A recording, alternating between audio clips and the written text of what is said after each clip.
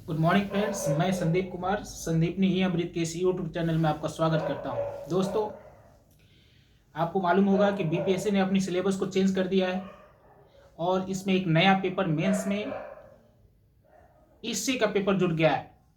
हाँ दोस्तों, एसए का पेपर यानी निबंध, यानी अब बीपीएससी ने यूपीएससी पैटर्न पे निबंध पेपर को ला दिया है। तो आज के इस वीडियो में हम जानेंगे कि एसए पेपर की क्या होगी रणनीति, क्या है इसकी सिलेबस। दोस्तों, अभी तक बीपीएससी के चेयरमैन माननीय श्री अतुल प्रसाद सर ने सिलेबस के बारे में कुछ नहीं कहा है। मेंस की सिलेबस को स्पष्ट रूप से क्लियरिफाई नहीं किया और ना ही बीपीएससी की वेबसाइट पे सिलेबस को उजागर किया गया है, अपलोड किया गया है। ये पूछने पर कि बीपीएससी की सिलेबस क्या होगी, उन्होंने साफ स्पष्ट शब्दों में कह दिया कि बीपीएससी की सिलेबस यानी मेंस की जो ऐसे राइटिंग की सिलेबस है वो अभी हम देने नहीं जा रहे हैं। लेकिन दोस्तों, क्या हमें तैयारी छोड़ देनी चाहिए? बिल्कुल नहीं। क्या हमें उसमें नहीं लगना चाहिए? क्या हमें अपनी राइटिंग प्रैक्टिस नहीं करनी चाहिए?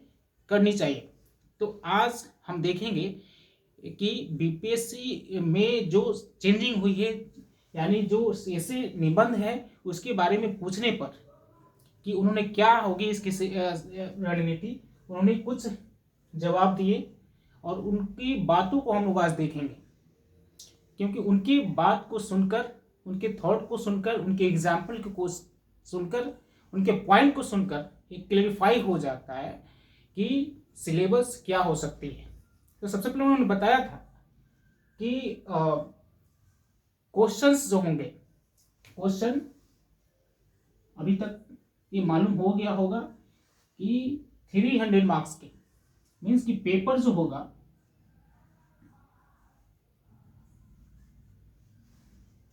ऐसे की जो पेपर होगी वो 300 मार्क्स की होगी। ठीक है, टाइमिंग क्या होगी? 3 आवर्स। उन्होंने बताया 3 आवर्स। सबसे इंपॉर्टेंट चीज है कि इस 3 घंटे की पेपर में उन्होंने ये बताया कि एक टॉपिक नहीं होगी। टॉपिक जो है, क्वेश्चन जो है, यानी ऐसे कितने टॉपिक पर लिखना है, कितने क्वेश्चंस की ऐसे होंगे। उन्होंने बताया कि टॉपिक जो है मोर देन 1, एक से ज्यादा टॉपिक होगी। एक से ज्यादा टॉपिक पर हमें आंसर राइटिंग करनी है, ऐसे को लिखना है, निबंध के लेखन कला को प्रस्तुत करना है मेंस में। ठीक है, आइए हम लोग देखते हैं कि ये पूछे जाने पर कि क्वेश्चन किस तरह से आएंगे, उनका क्या जवाब था। आइए हम लोग देखते हैं। देखिए, सबसे पहले उन्होंने बताया था कि एज ए एग्जाम्पल प्रॉब्लम्स के बारे में उन्होंने बताया कि आप जो है अपने आसपास देखिए, आसपास आप अपने सोसाइटी को देखिए, आपके आसपास की क्या प्रॉब्लम्स हैं। जैसे अब आसपास मतलब क्या, हम अपने आसपास के समाज को देखें तो बिहार को देखें, इंडिया को देखें कि इंडिया में क्या प्रॉब्लम्स है, बिहार में क्या प्रॉब्लम्स है।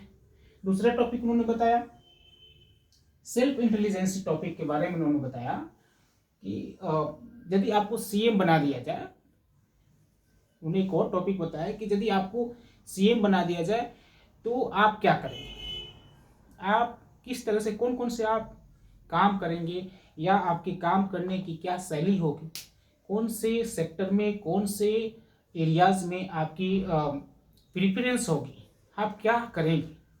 यानी आपके मन के उद्वेगों को कॉपी पर वे लिखवाएंगे, लिख देना। आपकी अंदर क्या इंटेलिजेंसी है, क्या क्षमता है, क्या आईक्यू है, उसको उजागर करने के लिए टॉपिक उन्होंने बताया कि आपको अगर सीएम बना दिया जाए तो आप क्या करेंगे। नेक्स्ट टॉपिक की अगर बात करें तो उन्होंने बताया कि how to remove problems of Bihar, यानी बिहार की जो समस्याएं हैं, अगर हम एग्जाम्पल के तौर पे ले, उन्होंने बताया ये सारे टॉपिक हम नहीं कर रहे हैं दोस्तों, ये सब टॉपिक जो है वे माननीय श्री अतुल प्रसाद चीफ जो चेयरमैन ऑफ बीपीएससी, उन्होंने सब बताया है। How to remove problems of Bihar, Bihar की जो मेजर जो समस्या है बाढ़ है, उन पर भी उन्होंने बताया कि अगर बाढ़, बिहार में बाढ़ है तो बाढ़ की समस्या है तो उसको हम कैसे रिमूव कर सकते हैं, किस प्रकार हम रिमूव कर सकते हैं, या फिर बाढ़ है तो कैसे उसको हम यूटिलाइज कर सकते हैं, इस पर भी एक टॉपिक हो सकता है। उन्होंने ये बात बताई थी। नेक्स्ट टॉपिक उन्होंने ये भी बताया कि फिलोसफिकल टॉपिक भी हो सकते हैं, फिलोसफिकल दार्शनिक जो टॉपिक है वो भी हो सकते हैं। जैसे एज ए एग्जाम्पल उन्होंने बताया क्या कि कर्म किए जाओ फल की चिंता मत करो, कर्म किए जाओ फल की चिंता मत करो। इंटरनेशनल डिप्लोमेसी में इसके क्या मायने हैं, या यदि आपको सिविल सर्वेंट बना दिया जाए, आपको उच्च अधिकारी बना दिया जाए, तो आप जो है आप उसको किस मायने में देखते हैं, ठीक है। तो कहीं ना कहीं जो है ये फिलोसफर टॉपिक है, यानी इसमें आपकी राय क्या होगी, ठीक है। तो उन्होंने बताया कि साफ तौर पर फिलोसफर टॉपिक भी होगा। नेक्स्ट, चेकआउट कैंडिडेट थिंकिंग, कि जो कैंडिडेट जो एग्जाम में अपीयर हो रहे हैं, जो कैंडिडेट हैं, जो एस्पायरेंट हैं, उनके माइंड की क्या थिंकिंग है, किस तरह वो सोचते हैं, यानी सोचने की जो पावर है, कैपेसिटी है, उस पर भी क्वेश्चन टॉपिक हो सकते हैं। जस्ट एज फॉर एग्जाम्पल उन्होंने बताया कि यदि बिहार की कौन कौन सी समस्याएं हैं आपकी नज़र में, मीन्स कि कैंडिडेट के नज़र में बिहार की कौन कौन सी समस्याएं हैं, मेरी नज़र में समस्या अलग हो सकती है, आपकी नज़र में अलग हो सकती है। तो उन्होंने बताया कि 10 बिहार की समस्याओं को लिखें, कैसे उसको रिमूव किया जा सकता है, यानी कैंडिडेट की नज़र में कौन कौन सी बिहार की समस्याएं हैं, प्रदेश की समस्याएं हैं, उसको उजागर करना है।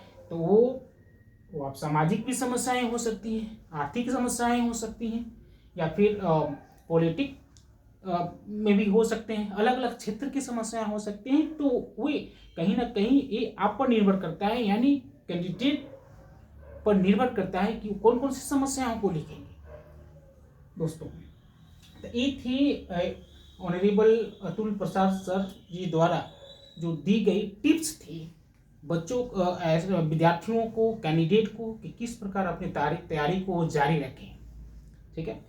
इतना देखने के बाद दोस्तों ये तो मालूम हो गया होगा कि क्वेश्चंस टॉपिक कहाँ से बनेंगे। अभी तक सिलेबस नहीं उजागर हुआ है, नहीं मिला हुआ है, तो क्या हम अपनी पढ़ाई को रोक दें? नहीं, इस वीडियो को देखकर हमें पता लगा सकते हैं कि हमारे टॉपिक क्या हो सकते हैं।